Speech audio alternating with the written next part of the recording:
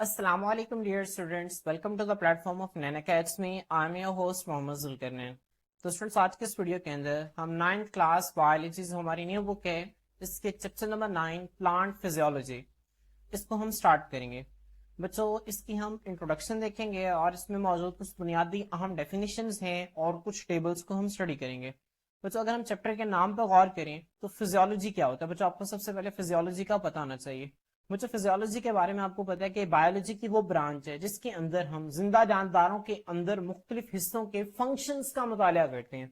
बच्चों जो फिजियोलॉजी है ना, आसान जुबान में आप ये कहें कि स्टडी ऑफ फंक्शंस। इसमें हम क्या करते हैं बच्चों? स्टडी करते हैं किसको? फंक्शंस को, different parts of living organisms, जिंदा जानदारों के मुख्तलिफ हिस्सों के फंक्शंस को, काम करने के तरीकों को हम मुताला करते हैं। इसको हम फिजियोलॉजी कहते हैं। तो बच्चों प्लांट फिजियोलॉजी से क्या मुराद है? प्लांट फिजियोलॉजी से मुराद ये है कि हमने प्लांट्स के अंदर पाए जाने वाले डिफरेंट पार्ट्स की फंक्शंस की स्टडी करनी है। इसे हम प्लांट फिजियोलॉजी कहते हैं। क्लियर? तो बच्चों होपफुली आपको इसकी डेफिनेशन है वो अच्छे तरीके से समझ आ गई होगी। बच्चों हम इसका इंट्रोडक्शन और इसमें कुछ बुनियादी डेफिनेशंस को स्टडी करेंगे। तो बच्चों आए हम लेक्चर को स्टार्ट करते हैं।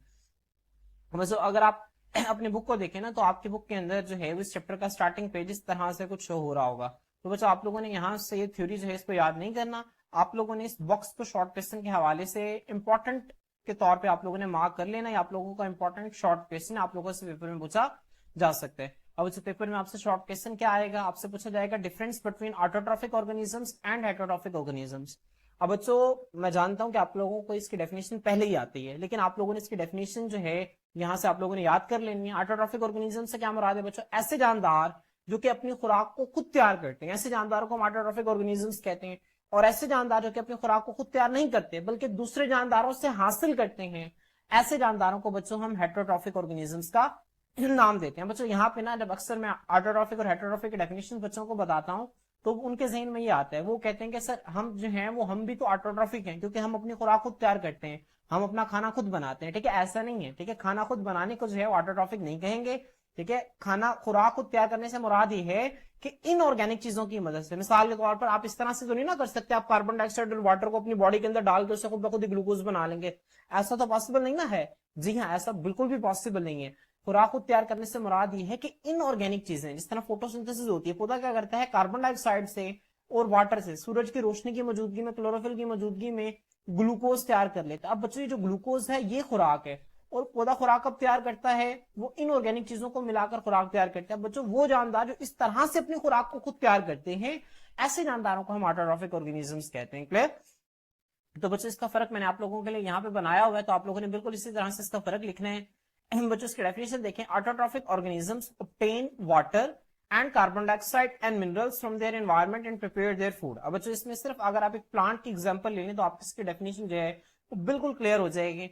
बच्चों पौधा जो है वो देखें जमीन से पानी लेता है, ऐसे ही वो हवा से कार्बन डाइऑक्साइड लेता है, और बच्चों वो जमीन से पानी के साथ साथ पानी के अंदर हल करके मिनरल्स, मादनियात को लेता है। बच्चों मिनरल्स जो हैं वो पौधे के लिए बहुत जरूरी है। मिसाल के तौर पर नाइट्रेट, बच्चों नाइट्रेट्स पौधे के लिए बहुत जरूरी है। इसी तरह बच्चों जमीन के अंदर और बहुत सारे आइंस हैं, जिस तरह पोटाशियम आइन हो गया, सल्फर हो गया, कैल्शियम हो गया, जिनको बच्चों पौधा जो है वो जमीन से हासिल करता है। और जमीन से कैसे हासिल करता है? पानी के अंदर हल करके। तो बच्चों ऑटोट्रॉफिक ऑर्गेनिजम्स जो हैं वो जमीन से पानी, कार्बन डाइऑक्साइड और मिनरल्स को हासिल करते हैं अपने माहौल से, एंड प्रिपेयर देयर फूड, और फिर इनको मिलाकर, कार्बन डाइऑक्साइड को, वाटर को, मिनरल्स को मिलाकर बच्चों को क्या करते हैं? अपने खुराक को खुद तैयार करते हैं। जबकि बच्चों हेटेरोट्रॉफिक ऑर्गेनिजम्स ऐसे नहीं होते। हेटेरोट्रॉफिक ऑर्गेनिजम्स क्या करते हैं? Obtain their food from other organism, वो दूसरे जानदारों से अपने खुराक जो है उसको हासिल करते हैं। अब बच्चों हेटेरोट्रॉफिक ऑर्गेनिजम्स जो हैं ये कुछ अलग अलग तरह के होते हैं। कुछ हेटेरोट्रॉफिक ऐसे जानदार होते हैं जो कि डायरेक्ट पौधों से हासिल करते हैं। मिसाल के तौर पर गोट ले लें, बकरी। बकरी की मिसाल है, बकरी जो है बच्चों डायरेक्ट पौधे खाती है। ठीक है, तो ये बिल्कुल पौधों से अपने खुराक को हासिल करती है। जबकि अगर हम इंसान की बात करें ना, हम ह्यूमंस की बात करें, तो बच्चों हम डायरेक्ट पौधों से भी खुराक को हासिल करते हैं और हम दूसरे हेटेरोट्रॉफिक ऑर्गेनिज्म से अपने खुराक को हासिल करते हैं। सर गोट ये एक हेटेरोट्रॉफिक ऑर्गेनिज्म है, लेकिन हम इसे खाते हैं। ठीक है, हम भी हेटेरोट्रॉफिक हैं, गोट भी हेटेरोट्रॉफिक है, लेकिन हम जो हैं वो दूसरे हेटेरोट्रॉफिक ऑर्गेनिजम्स को खाकर अपने खुराक को हासिल करते हैं। क्लियर? तो आप लोगों ने इस चीज को ज़हन रखना है। हेटेरोट्रॉफिक ऑर्गेनिजम्स जो हैं वो दूसरे जानदारों से अपने खुराक को हासिल करते हैं। अब बच्चों ऑटोट्रॉफिक ऑर्गेनिजम्स में क्या क्या आते हैं? बच्चों कुछ बैक्टीरिया के अंदर बच्चों क्या आता है? सियानो बैक्टीरिया। मैंने आपको पहले भी 12 मरतबा बताया कि सियानो बैक्टीरिया वो खास बैक्टीरिया हैं जो कि फोटोसिंथेसिस करते हैं। इसके अलावा बच्चों ऑल एल्जी, एल्जी बच्चों ये किंगडम प्रोटिस्टा के जानदार हैं जो कि पौधों की तरह होते हैं, पौधों की तरह फोटोसिंथेसिस करते हैं। ठीक है, एंड ऑल प्लांट्स, और तमाम पौधे। कुछ बैक्टीरिया तमाम एल्गी और तमाम प्लांट्स हैं हेटेरोट्रॉफिक जानदारों के अंदर आते हैं, जबकि बच्चों ज्यादातर बैक्टीरिया हेटेरोट्रॉफिक होते हैं, वो अपनी खुराक को खुद तैयार नहीं करते बल्कि वो दूसरे जानदारों से अपनी खुराक को हासिल करते हैं। एंड ऑल प्रोटोजोन्स, बच्चों जो प्रोटोजोन्स हैं इन्हें हम एनिमल लाइक प्रोटिस्ट भी कहते हैं। क्या कहते हैं बच्चों? एनिमल लाइक प्रोटिस्ट कहते हैं। बच्चों किंगडम प्रोटिस्टा के जानदार हैं जो कि एनिमल्स की तरह हैं, ठीक है, इन्हें हम एनिमल लाइक प्रोटिस्ट या फिर प्रोटोजोन्स का नाम देते हैं। बच्चों ये भी हेटेरोट्रॉफिक हैं। इस तरह बच्चों जो फंजाई हैं ये भी हेटेरोट्रॉफिक हैं, और एनिमल्स जो हैं बच्चों ये भी हेटेरोट्रॉफिक हैं, ये भी अपनी खुराक को खुद तैयार नहीं करती, ये भी दूसरे जानदारों से अपनी खुराक को हासिल करते हैं। और आपको आप पता है कि जो फंजाई हैं ये एब्जॉर्प्टिव हेटेरोट्रॉप्स हैं। बच्चों फंजाई क्या होते हैं? These are absorptive heterotrophs. Absorptive heterotrophs से क्या मुराद है बच्चों? ये अपने जिस्म से बाहर खुराक को डाइजेस्ट करते हैं, उसको हजम करते हैं और फिर उसको जिस्म के अंदर जज्ब करते हैं।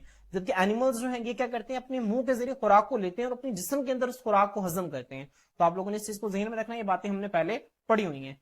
इसके बाद बच्चों जब आप अपना नेक्स्ट पेज करेंगे तो वहां पे बच्चों इस किस्म का आपके पास पेज शो हो रहा होगा, न्यूट्रिशन इन प्लांट्स में। अब बच्चों यहाँ पे सबसे पहले आपने डेफिनेशन करनी है न्यूट्रिशन की। उसके बाद बच्चों जो सेकंड डेफिनेशन आप लोग करेंगे वो है न्यूट्रिएंट्स की, ठीक है। तो डिफाइन न्यूट्रिशन, फिर डिफाइन न्यूट्रिएंट्स। इसके बाद बच्चों आपने यहाँ से मिनरल न्यूट्रिएंट्स की डेफिनेशन करनी है। मिनरल न्यूट्रिएंट्स की डेफिनेशन बच्चों क्या होती है, ठीक है, मैं आपको यहाँ से मार्क करवा दूंगा, आप लोगों ने यहाँ से इसको मार्क करना है, ठीक है। यहाँ से आपने ऊपर वाली लाइन जो है ये नहीं करनी, ठीक है। मिनरल न्यूट्रिएंट्स की डेफिनेशन आप यहाँ से मार्क करेंगे यहाँ तक। ये आपसे पूछा जाएगा डिफाइन मिनरल न्यूट्रिएंट्स, जब आपसे पूछा जाएगा ना डिफाइन मिनरल न्यूट्रिएंट्स, तो आप लोगों ने इसकी डेफिनेशन लिखनी है। उसके बाद बच्चों इनकी दो टाइप्स हैं, एक का नाम है मैक्रोन्यूट्रिएंट्स और एक का नाम है माइक्रोन्यूट्रिएंट्स। तो यहां से लेकर बच्चों यहां तक मैक्रोन्यूट्रिएंट्स की डेफिनेशन है और आगे यहां तक बच्चों इसकी एग्जांपल्स हैं। उसके बाद बच्चों वायु को काट देना आपने, ठीक है। यहां से माइक्रोन्यूट्रिएंट्स की डेफिनेशन स्टार्ट होती है और उसके बाद यहां से लेकर बच्चों निकल तक, यहां तक बच्चों इसकी क्या है? एग्जाम्पल्स हैं। तो आप लोग बच्चों यहां से अपनी बुक के ऊपर निशान लगा लें, मैं इसको जो है वो डिटेल से आगे जो है मैं आपको एक्सप्लेन कर देता हूं। अब बच्चों न्यूट्रिशन क्या होता है? बच्चों न्यूट्रिशन जो है इसे उर्दू में गजाइयत कहते हैं। क्या कहते हैं बच्चों? गजाइयत। गजाइयत बच्चों आपको नाम से ही पता चल रहा है कि खाने के बारे में कुछ होगा। गजा कहते हैं फूड को, खुराक को। अब जो न्यूट्रिशन जो है एक ऐसा प्रोसेस है, न्यूट्रिशन मींस द प्रोसेस, एक ऐसा प्रोसेस इन विच जिसमें फूड इज प्रिपेयर्ड, खुराक को तैयार किया जाता है और ऑब्टेन के हासिल किया जाता है। अब बच्चों तैयार कौन करेंगे? ऑटोट्रॉफिक ऑर्गेनिजम्स, और ऑब्टेन कौन करेंगे? Heterotrophic organisms. तो इस फर्क को आपने ध्यान में रखना है। न्यूट्रिशन जो है इससे मुराद ऐसे प्रोसेसेस, ठीक है, ऐसे स्टूडेंट्स ऐसे प्रोसेसेस हैं जिसमें खुराक को या तैयार किया जाता है या उसको हासिल किया जाता है। मैंने आपको फिर बता रहा हूं कि तैयार कौन करेंगे? ऑटोट्रॉफिक, और हासिल कौन करेंगे? हेटेरोट्रॉफिक। जब बच्चों खुराक को तैयार कर लिया जाता है या फिर हासिल कर लिया जाता है, फिर उसे कन्वर्ट कर दिया जाता है बॉडी सब्सटेंसेस में, जिस्म के हिस्सों के अंदर उसको कन्वर्ट कर दिया जाता है। किस लिए कन्वर्ट कर दिया जाता है बच्चों? ग्रोथ के लिए और एनर्जी के लिए, ताकि जिस्म की ग्रोथ की जा सके, ताकि बॉडी को उस खुराक को तोड़कर जिस्म को एनर्जी दी जा सके। तो आप लोगों ने इसको ध्यान में रखना है। क्या है न्यूट्रिशन की definition? Nutrition means the processes in which, ऐसे प्रोसेसेस जिसमें फूड इज प्रिपेयर्ड, खुराक को तैयार किया जाता है, और ऑब्टेन्ड या खुराक को हासिल किया जाता है, एंड कन्वर्टेड इनटू, और उनको बदल दिया जाता है बॉडी सब्सटेंसेस, जिस्म के हिस्सों में, ठीक है, फॉर ग्रोथ एंड एनर्जी। बहुत आसान है न्यूट्रिशन की डेफिनेशन। न्यूट्रिशन की डेफिनेशन मैं 12 मरतबा आपको बता रहा हूं ताकि आप लोगों को डेफिनेशन यहीं पे याद हो जाए। ऐसे प्रोसेसेस जिसमें फूड को बच्चों या तो क्या किया जाता है? प्रिपेयर किया जाता है, या ऑब्टेन किया जाता है, और ऑब्टेन और प्रिपेयर करने के बाद फिर क्या किया जाता है? उनको कन्वर्ट कर दिया जाता है बॉडी सब्सटेंसेस में, जिस्म के हिस्सों के अंदर। क्यों? जिस्म के लिए खुराक क्यों चाहिए बच्चों? क्यों फूड चाहिए होती है? ताकि ग्रोथ हो सके और एनर्जी हासिल की जा सके। तो बच्चों न्यूट्रिशन की आसान सी डेफिनेशन है, तो आप लोगों ने इसको याद कर लेना है। इसके बाद बच्चों जो दूसरी डेफिनेशन मैंने आप लोगों को मार्क करवाई है वो है डिफाइन न्यूट्रिएंट्स। न्यूट्रिएंट्स क्या होते हैं बच्चों? बहुत आसान डेफिनेशन है न्यूट्रिएंट्स की भी। न्यूट्रिएंट्स बच्चों हम कहते हैं न्यूट्रिएंट्स ऐसे सब्सटेंसेस हैं, ये ऐसी चीजें होती हैं रिक्वायर्ड बाय ऑर्गेनिज्म, ठीक है, जिनकी जानदारों को जरूरत होती है फॉर एनर्जी, ठीक है, एनर्जी हासिल करने के लिए, ग्रोथ, अपनी साइज, अपनी ग्रोथ के लिए, अपने साइज को बढ़ाने के लिए, रिपेयर। रिपेयर का मतलब क्या होता है बच्चों? अगर हमारी बॉडी का कोई पार्ट जो है वो खराब हो गया तो उसको रिपेयर करने के लिए, खराब होने से क्या मुराद है? मिसाल के तौर पर आपके जिस्म पे कहीं पे कट लग गया, अब बच्चों वो हिस्सा डैमेज हो गया, अब वो डैमेज हिस्सा है वहां पे दोबारा से जख्म जो है वो भरना शुरू होगा, तो बच्चों इसको हम कहते हैं रिपेयर। अब जख्मों को भरने के लिए आपको अच्छी गजा लेनी पड़ती है, अच्छी खुराक लेनी पड़ती है। तो बच्चों जो खुराक के अंदर जो चीजें होती हैं जो कि आपकी बॉडी के अंदर रिपेयर का काम करती हैं वो न्यूट्रिएंट्स हैं। तो न्यूट्रिएंट्स बच्चों आपकी बॉडी में रिपेयर का काम करते हैं। एंड मेंटेनेंस, बच्चों मेंटेनेंस जो है इससे क्या मुराद है? मुझे मेंटेनेंस से मुराद है कि आपकी बॉडी के अंदर जितनी भी चीजें हैं उसको इक्विलिब्रियम के अंदर मेंटेन करना, ठीक है, उसको एक नॉर्मल रेंज के अंदर रखना। बच्चों ये भी न्यूट्रिएंट्स हैं, इसमें भी इंपॉर्टेंट रोल प्ले करते हैं। तो न्यूट्रिएंट्स ऐसे सब्सटेंसेस हैं जो कि जानदारों के अंदर एनर्जी प्रोड्यूस करते हैं, ठीक है, ग्रोथ करवाते हैं, रिपेयर करवाते हैं, और जानदारों की बॉडी के अंदर जो बच्चों डिफरेंट प्रोसेसेस हैं उनको मेंटेन करते हैं, मेंटेनेंस के अंदर भी इंपॉर्टेंट रोल प्ले करते हैं। तो आप लोगों ने इस चीज को ध्यान में रखना है। न्यूट्रिएंट्स की डेफिनेशन है। इसके बाद बच्चों जो नेक्स्ट डेफिनेशन है ये है मिनरल न्यूट्रिएंट्स की। अब बच्चों मिनरल न्यूट्रिएंट्स क्या होते हैं बच्चों, इस बात को समझने से पहले मैं न्यूट्रिएंट्स के हवाले से आपको एक और बात बता देता हूँ बच्चों। न्यूट्रिएंट्स के अंदर कार्बोहाइड्रेट्स भी आते हैं, प्रोटीन्स भी आते हैं, लिपिड्स भी आते हैं, ठीक है। इसके अंदर मिनरल्स भी आते हैं। अब बच्चों यहाँ पे मिनरल न्यूट्रिएंट्स से मुराद क्या है बच्चों, ऐसे मिनरल जिनको, अब यहाँ पे चूंकि हम प्लांट फिजियोलॉजी स्टडी कर रहे हैं तो बच्चों हम सिर्फ बात भी प्लांट्स की करेंगे। तो ऐसे मिनरल्स बच्चों जिनको प्लांट जो है वो अपनी रूट्स के जरिए अब्सॉर्ब करता है, ठीक है, अपनी जड़ों के जरिए। अब जड़ों के जरिए कहां से अब्सॉर्ब करेगा, मट्टी से बच्चों अब्सॉर्ब करता है। और अब्सॉर्ब करने के बाद वो जो मिनरल्स हैं वो उसकी प्लांट की बॉडी के अंदर बच्चों ग्रोथ करवाते हैं, रिपेयर करवाते हैं, मेंटेनेंस करवाते हैं, ठीक है। तो बच्चों ऐसे मिनरल्स को हम मिनरल न्यूट्रिएंट्स का नाम देते हैं। इसकी डेफिनेशन देखें, these are the special chemical elements, बच्चों ये खास किस्म के केमिकल एलिमेंट्स होते हैं अब्सॉर्ब फ्रॉम सॉइल, जिनको मट्टी से जज़ब किया जाता है, डेट आर एसेंशियल, जो कि लाजमी होते हैं for the plants to grow, पौधों के लिए लाजमी होते हैं टू ग्रो करने के लिए। तो इनको बच्चों हम मिनरल न्यूट्रिएंट्स का नाम देते हैं। अब बच्चों मिनरल न्यूट्रिएंट्स जो है इनकी दो टाइप्स हैं, एक को हम नाम देते हैं मैक्रोन्यूट्रिएंट्स का और एक को हम नाम देते हैं माइक्रोन्यूट्रिएंट्स का। अब बच्चों मैक्रो का मतलब होता है बड़ा, माइक्रो का मतलब होता है छोटा। अब बच्चों यहाँ पे इसका क्या मतलब है, आए हम इसके डिफरेंस को स्टडी करते हैं।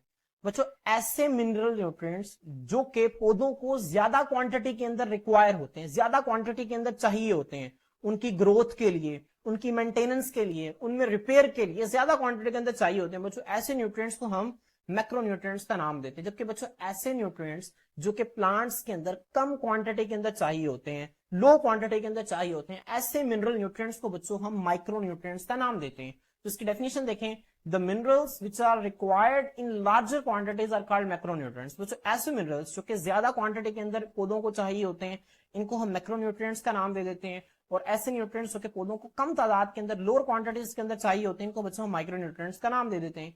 अब बच्चों यहां से आप लोगों ने इनकी एग्जांपल्स को अच्छे तरीके से याद रखना है, यहां से बहुत ही कंफ्यूजिंग एमसीक्यूज आप लोगों से पूछे जाते हैं, ठीक है। आप लोगों ने मैक्रोन्यूट्रिएंट्स और माइक्रोन्यूट्रिएंट्स को अच्छी तरह से याद रखना है। वो आप लोगों से पेपर में इस तरह से एमसीक्यू पूछता है, which one of the following is not a macronutrient, इनमें से कौन सा एक मैक्रोन्यूट्रिएंट नहीं है। फर्स्ट कर यहां से उसने ऑक्सीजन दे दिया, कार्बन दे दिया, फास्फोरस दे दिया और बच्चों यहां से उसने एक आयरन दे दिया आपको। तो आपसे पूछेगा बताएं ए बी सी डी, चार ऑप्शन है, इनमें से कौन सा मैक्रोन्यूट्रिएंट नहीं है। तो बच्चों अगर आपको पता होगा, अगर आपको इनकी एग्जांपल्स आती होंगी तो ही आप आयरन को टिक करके बता सकेंगे कि जो आयरन है ये एक मैक्रोन्यूट्रिएंट नहीं है, ये एक माइक्रोन्यूट्रिएंट है। तो बच्चों आप लोगों ने इनकी एग्जांपल्स अच्छी तरह से याद रखनी है। बच्चों इसके एक आसान तरीका मैं आपको बता देता हूं।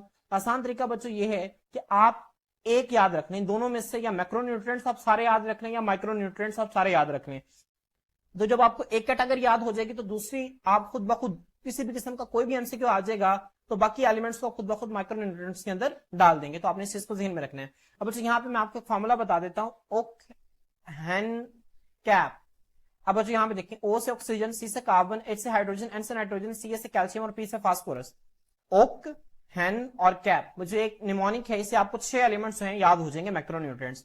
अब बच्चों यहाँ पे देखें, कार्बन भी हो गया, हाइड्रोजन भी हो गया, ऑक्सीजन भी हो गया, फास्फोरस भी हो गया, इसके बाद बच्चों यहाँ पे नाइट्रोजन भी हो गया। क्लियर। अब बच्चों यहाँ पे देखें इसके बाद जो है कैल्शियम भी हो गया।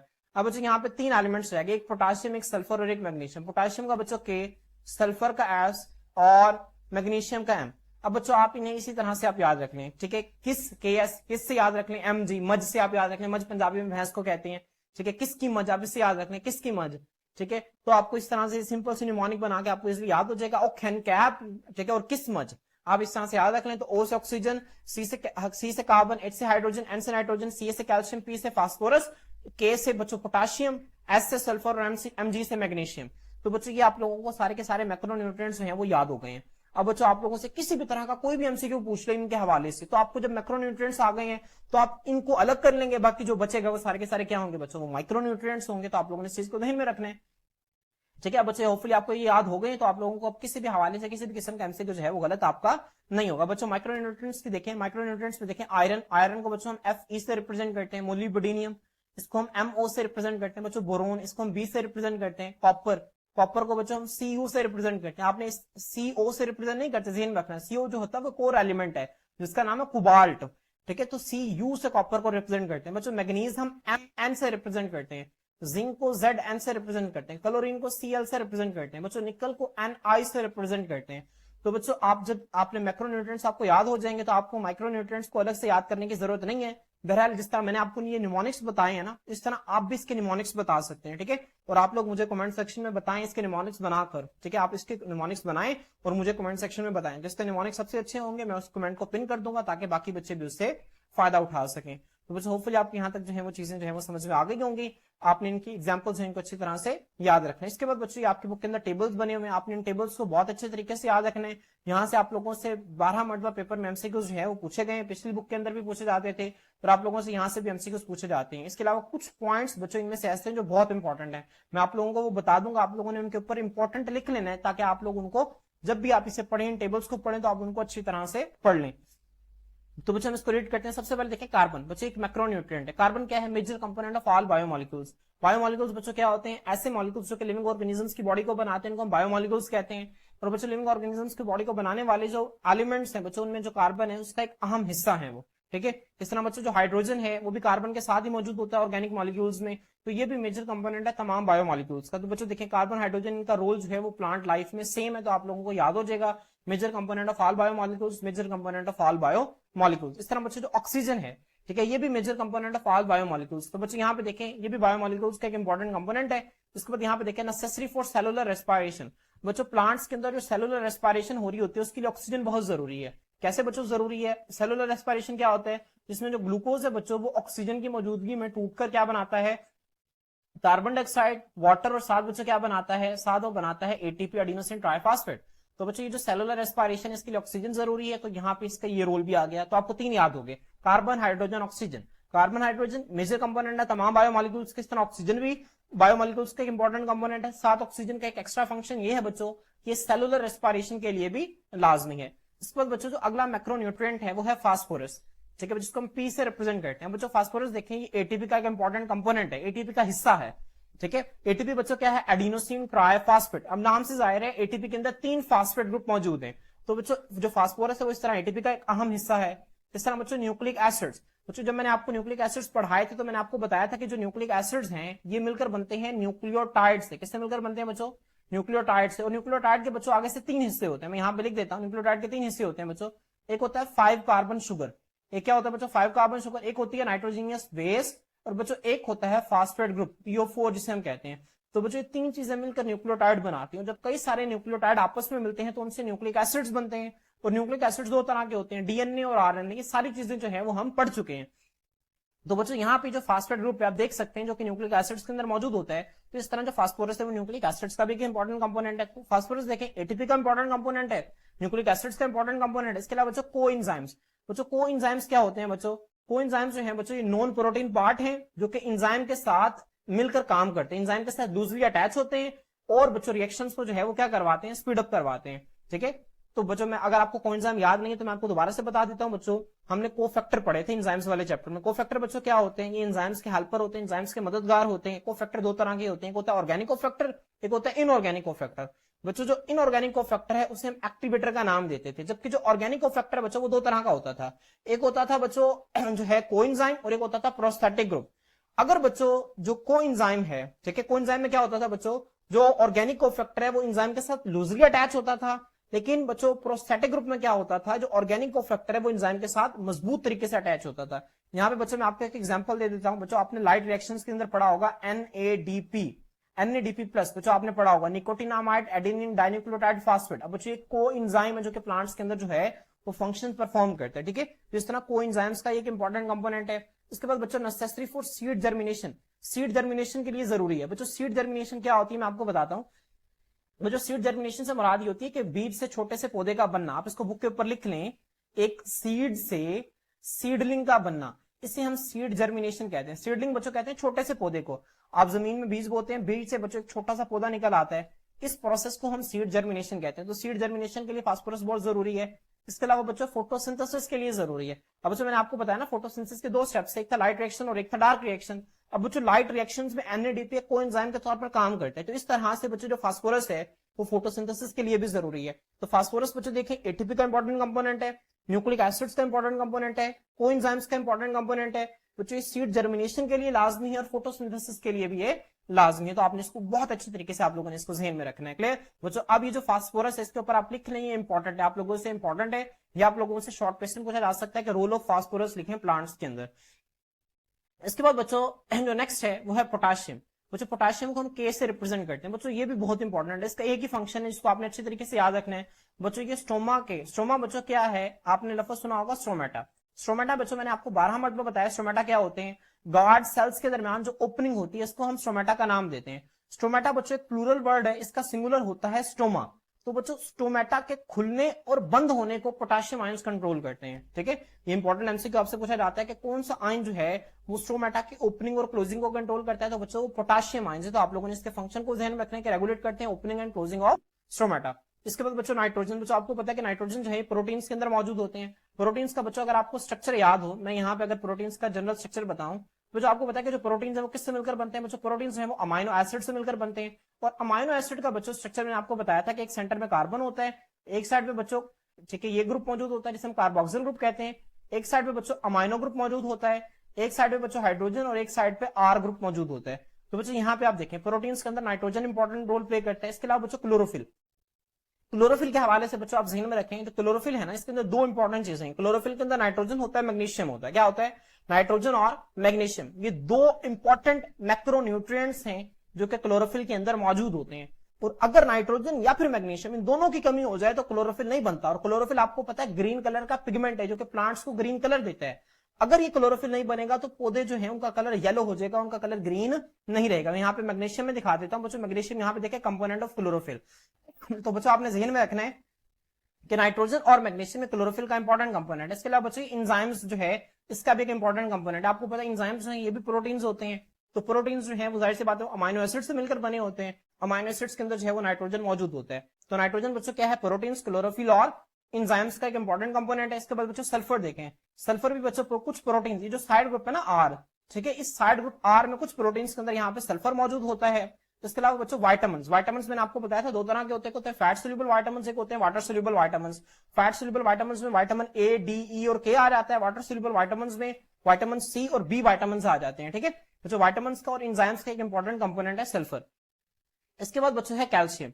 कैल्शियम बच्चों क्या है, जो कि एक्टिवेट करता है एंजाइम को। बच्चों कैल्शियम किस तरह से एंजाइम को एक्टिवेट करता है बच्चों, ये बच्चों को फैक्टर के तौर पर काम करता है। तो आपको पता है कैल्शियम जो है ये इनऑर्गेनिक है, तो ये इनऑर्गेनिक को फैक्टर जिसे हम एक्टिवेटर का नाम भी देते थे इसके तौर पर एक्ट करता है और एंजाइम्स को आके एक्टिवेट कर देता है। बच्चों जहन में रखें ऐसे एंजाइम जिनको काम करने के लिए कोफैक्टर की जरूरत होती है वो कोफैक्टर के बगैर इनएक्टिव होते हैं। जैसे कोफैक्टर आता है उन एंजाइम्स को एक्टिवेट कर देता है। तो यहाँ पे जो कैल्शियम है बच्चों ये कोफैक्टर के तौर पर एंजाइम्स को एक्टिवेट करता है। और बच्चों ये स्ट्रक्चरल कंपोनेंट है सेल वॉल्स का। बच्चों मैंने आपको बताया था जब मैंने आपको चैप्टर नंबर 3 के अंदर प्लांट की सेल वॉल पढ़ाई थी तो मैंने आपको बताया था कि प्लांट की सेल वॉल जो है वो 3 लेयर्स पर मुश्तमिल होती है, primary cell wall, middle lamella और बच्चों सेकेंडरी वॉल। जो प्राइमरी वॉल थी बच्चों वो सेलुलोज, हेमिसेलुलोज और पेक्टिन से मिलकर बनी होती थी। मिडल लेमेला बच्चों कैल्शियम एंड मैग्नीशियम पेक्टेट्स, अगर आपको याद हो salts of calcium and magnesium आपकी बुक के अंदर लिखा हुआ है कि कैल्शियम और मैग्नीशियम के सॉल्ट से मिडल लेमेला मिलकर बनी होती थी। और बच्चों जो तीसरी थी जो सेकेंडरी वॉल जिसे हम कहते हैं बच्चों उसके अंदर सेलुलोज था। इसके अलावा बच्चों उसके अंदर लिग्निन जो था ये मौजूद होते थे। तो ये बातें अगर आप चैप्टर नंबर 3 ओपन करेंगे वहां पे बातें लिखी हुई आप वहां से इनको देख सकते हैं। तो वो जो वहां पे जो कैल्शियम है ये प्लांट की जो मिडल लेमेला है, ठीक है, जो सेल वॉल का मिडल लेमेला है बच्चों यहाँ पे मौजूद होती है। इसके बाद बच्चों influence water movements in cells, cells के अंदर बच्चों जो ऑस्मोसिस के जरिए पानी अंदर आता है बाहर जाता है बच्चों, इसको भी ये इन्फ्लुएंस करती है कैल्शियम। तो आप लोगों ने इसका ये फंक्शन जो है इंपॉर्टेंट है, तो आप लोगों से एमसीक्यू के हवाले से पूछा जा सकता है, आप लोगों ने इसको ध्यान में रखना है। इसके बाद बच्चों मैग्नीशियम का एक लफ्ज तो मैंने आपको बता दिया कि एक हिस्सा कि क्लोरोफिल का एक इंपॉर्टेंट कंपोनेंट है। इसके बाद बच्चों ये भी बहुत सारे एंजाइम्स को एक्टिवेट करती है एज अ कोफैक्टर काम करके। जिस तरह कैल्शियम एंजाइम्स को एक्टिवेट करती है ना, इस तरह बच्चों क्या करती है मैग्नीशियम एंजाइम्स को एक्टिवेट करती है। तो बच्चों होपफुली आपको मैक्रोन्यूट्रिएंट्स जो है इसके रोल इन प्लांट लाइफ आपको अच्छी तरह से याद हो गया होगा। मेरा लेक्चर अगर आप लोगों ने सुना है, आप लोग इसको 2-3 मतलब आप लोग पढ़ेंगे तो आप लोगों को बिल्कुल आप लोगों के फिंगर टिप पर हो जाएगा। और कोई भी एमसीक्यू आप लोगों पे आ जाए तो आप लोगों उस एमसीक्यू को जो है वो क्लियर कर लेंगे। बच्चों इसमें देखिए कोई भी चीज ऐसी नहीं है जो आप लोगों ने पहले पढ़ी ना हो, तकरीबन वही सारी चीजें हैं। तो मुश्किल बिल्कुल भी नहीं है। अक्सर बच्चे जो हैं वो इस टेबल को मुश्किल समझ के छोड़ देते हैं, लेकिन आप लोगों ने इसको बिल्कुल स्किप नहीं करना। बहुत इंपॉर्टेंट एमसीक्यूज के हवाले से 12 मरतबा पेपर में यहाँ से एमसीक्यूज जो है वो पूछे जाते हैं। बच्चों यहाँ पे माइक्रोन्यूट्रिएंट्स को हम देख लेते हैं। बच्चों माइक्रोन्यूट्रिएंट्स में सबसे पहले आयरन है, आयरन को हम Fe से रिप्रेजेंट करते हैं। अब बच्चों आयरन जो है ये फोटोसिंथेसिस के लिए जरूरी है। अब बच्चों आपकी बुक के अंदर जो है वो लाइट रिएक्शंस को इतना डिटेल से एक्सप्लेन नहीं किया गया, लेकिन जब आप फर्स्ट ईयर के अंदर पढ़ेंगे तो वहां पे देखेंगे कि फोटोसिंथेसिस के अंदर किस तरह से आयरन एक इंपॉर्टेंट रोल प्ले करता है। ठीक है, तो आयरन जो है फोटोसिंथेसिस के लिए जरूरी है। इसके अलावा बच्चों ये भी बहुत सारे एंजाइम्स को एक्टिवेट करता है। कैसे एक्टिवेट करता है बच्चों, एज एन इनऑर्गेनिक कोफैक्टर, जिसे हम एक्टिवेटर का नाम भी देते हैं। मेरी बात समझ में आ रही है? जो आयरन है ना बच्चों ये इनऑर्गेनिक कोफैक्टर के तौर पर काम करते हैं और बहुत सारे एंजाइम्स को एक्टिवेट करते हैं। तो आप लोगों ने इसको ध्यान में रखना है। उसके बाद बच्चों है मोलिबडेनियम, MO। बच्चों ये इंपॉर्टेंट है, मोलिबडेनियम जो है ये इंपॉर्टेंट है, आप लोग इसके ऊपर इंपॉर्टेंट लिख लें, ये आप लोगों से पेपर में एमसीक्यूज के हवाले से पूछा जा सकता है। बच्चों कंपोनेंट है एंजाइम का, एंजाइम का वो कंपोनेंट है जो कि कन्वर्ट करता है नाइट्रेट्स को अमोनिया के अंदर। अब बच्चों नाइट्रेट्स क्या होते हैं, NO3, बच्चों NO3-1 ये नाइट्रेट है बच्चों, इसको NH3 के अंदर कन्वर्ट करने का काम जो है बच्चों, जो एंजाइम्स नाइट्रेट्स, जो एंजाइम बच्चों क्या करते हैं, नाइट्रेट्स को कन्वर्ट करते हैं अमोनिया के अंदर, उन एंजाइम्स का ये मोलिबडेनियम एक इंपॉर्टेंट कंपोनेंट है, तो आप लोगों ने इसको जहन में रखना है, ये आप लोगों से पेपर में एमसीक्यू के हवाले से पूछा जा सकता है।